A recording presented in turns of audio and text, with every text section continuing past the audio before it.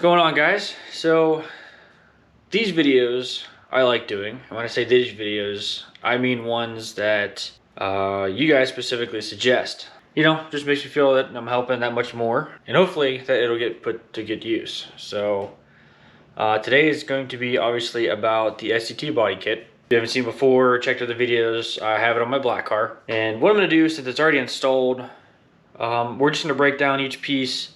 I'm gonna show you how it's put on. I'll show you what bolts that you're gonna need to use to attach everything, along with like the push pins, where to put the 3M, all that stuff.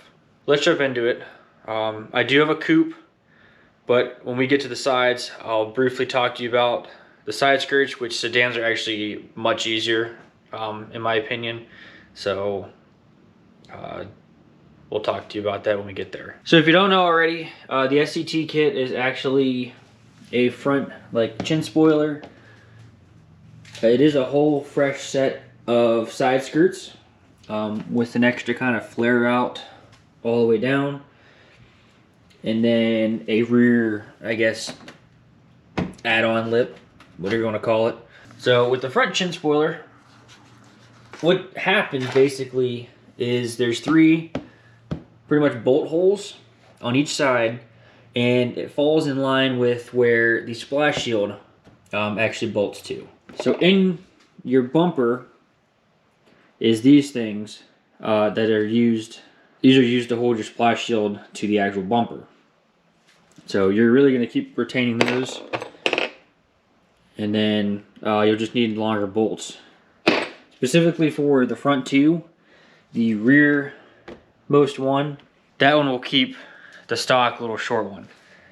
So the way they board it out, you're able to get it all the way up in there and reuse that one. As far as the middle, where this lines up, you just use like a lag screw. And when I say a lag screw, I mean something like this. Not this fat.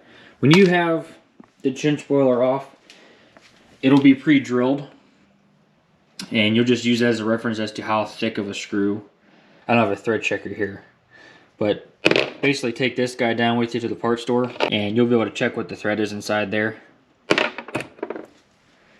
And to be on the safe side, you always want to get bigger than what you need. Use the 1-inch beginning mark as reference. You'll see it's about 1.75 inches. I'd probably go closer to 2-inch, and then just get some washers to help kind of make up for that.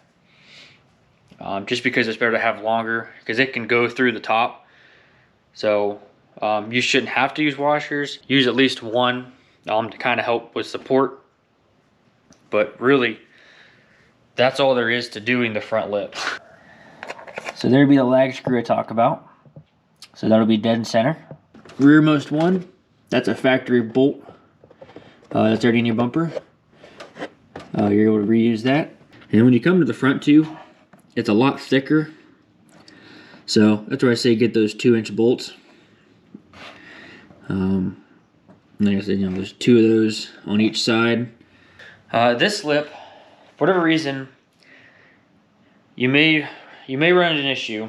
Now, I don't know timeline, but I know the first lip that I had went on, no issues. This one, as you saw, I was missing that middle bolt. Well, I had to do that on both sides because it doesn't line up. I actually had to do 2 bolts on one side and then go to the other side and almost yank on it to get the other 2 bolts lined up. Obviously, you can't tell now what's bolted on.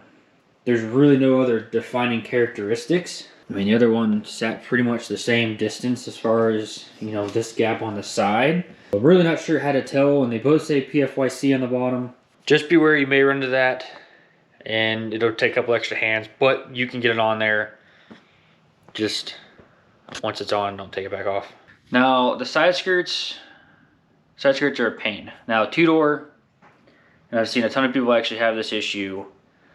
The mold of the side skirt does not match curve of the car body. Not so curve of the side skirt.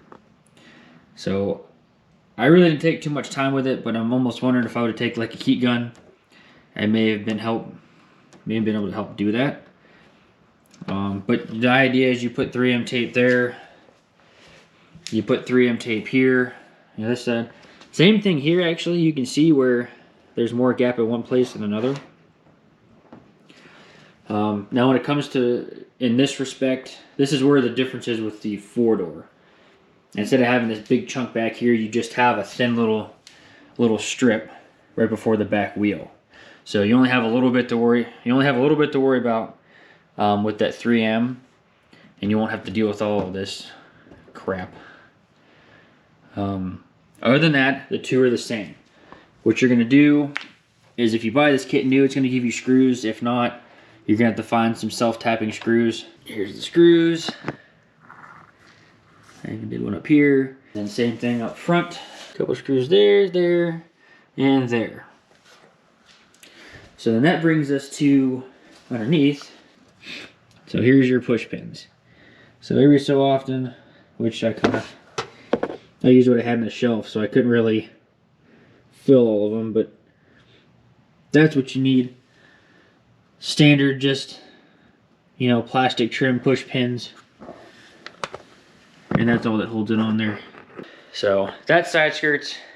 Like I said, 2-door. The coupes are a lot more difficult than the sedans. I had a couple extra hands to help kind of line up, get everything set. I believe what we did was we lined up with 3M tape, got that figured out, got it lined up with the door panel, you know, best we could. I do remember trying to push this up and it was hanging up on the actual body. So, I mean, if you really start looking, you'll see the difference. But, I mean, what you get with aftermarket, nothing's ever perfect.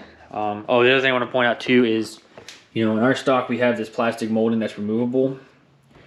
It's not. It's actually part of the side skirt. So, there's no removing it or anything. That, 3M double-sided tape, small self-tapping screws, and then those plastic push pins. Let's move on and I will show you probably the worst part, the rear. Okay, so the final piece, the rear lip, whatever you want to call it, trim piece. It hugs inside the rear of the bumper. And then the idea, I expect you to use double-sided 3M to attach this.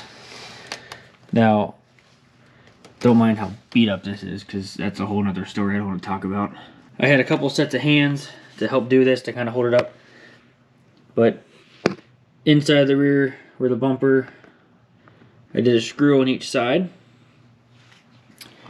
Again, you see how it's molded different. Whenever I get this thing painted, I'm going to go ahead and have them just like, probably just mold it to the bumper, to be honest. Because this next part I want to show you. Just like how I ran to the front, that wasn't almost wide enough.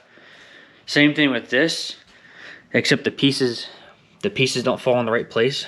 So you can see how that sticks out there. It also sticks out over here too.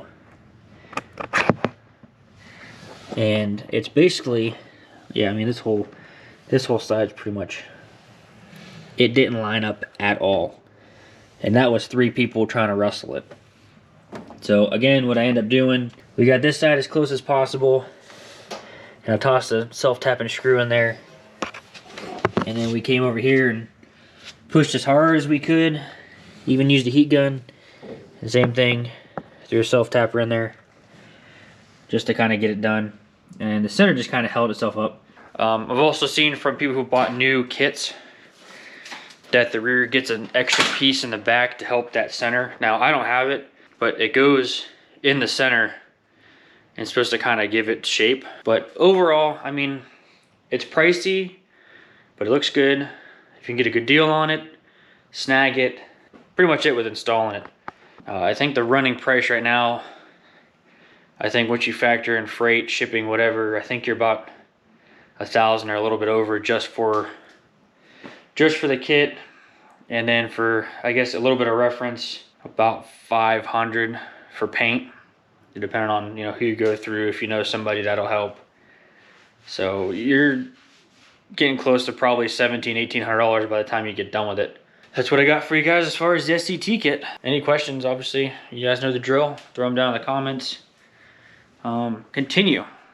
I know you guys on the pages will watch this. Continue to throw these ideas out there.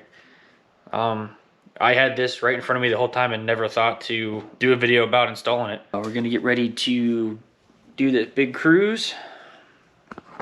She's pretty much ready to go. Fresh transmission fluid in there, so we're gonna see if that helps. I guess quick little bonus footage here. This is the old fluid. Figure that out. That was clear 2 years ago and like, I think not even 10,000 miles.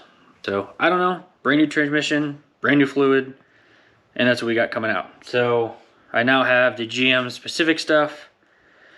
Hopefully that's what she needs. The risk of rambling on. Thanks for watching, and we will see you on the next one.